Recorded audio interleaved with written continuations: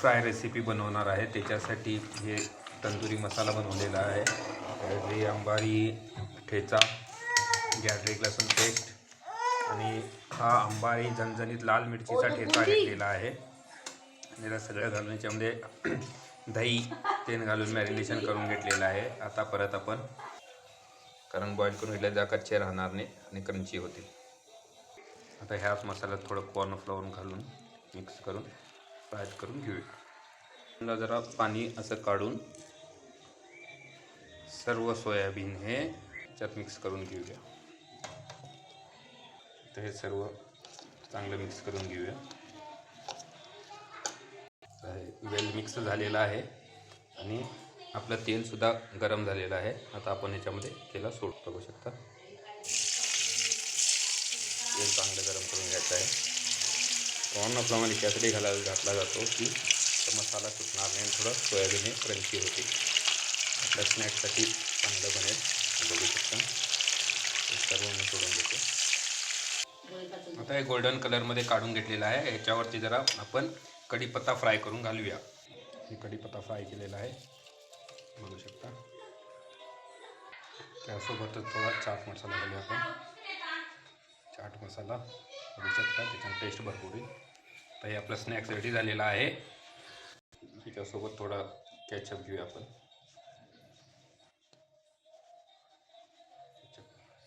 आता आपण ह्या स्नॅक्स सोबत बॅकर्डी लेमन डॅश हे ड्रिंक बनवूया. एक रम आहे. यात भरपूर दिवसानंतर आपल्या धर्मपत्नीकडून आपल्याला परमिशन मिळाली आहे 2 पॅक मारायचे. तर आपण हे लेमन डॅश हे ड्रिंक बनवूया. त्याच्यासोबत काय काय सामग्री लागणार आहे ते सुद्धा आपण ह्याच्यात सांगू. बिकानोचं खस सिरप, बिस्लरी सोडा, आईस क्यूब, लेमन आणि एक मिरची आणि स्वादानुसार मीठ. तर सर्वप्रथम आम्ही ग्लासला वरून लिंबू लावून घेऊया. बघू शकता ह्या प्रकारे लिंबू लावून घेऊन ग्लासला सोबत मीठ लावून घेऊया. पुढे मीठ लावून झाल्यानंतर आपण ह्याला त्यामध्ये लिंबू घालून घेऊया.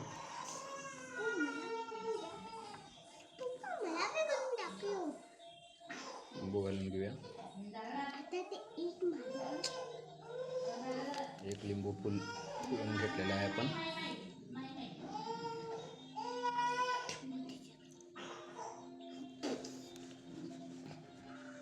सोबतच आईस क्यूब घातलेला आहे.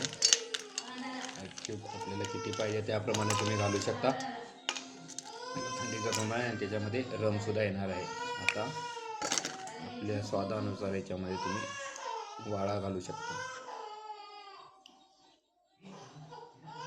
घालू शकता. जरा स्वीट होईल. आपण मीठ सोबतच त्यामध्ये आपण सोडा घालू. सोडा नाही त्यामध्ये बेकर्डी लेमन घालू. बेकर्डी लेमन रम आहे ही. या त्याच्यात आपण 2 पॅक घालू.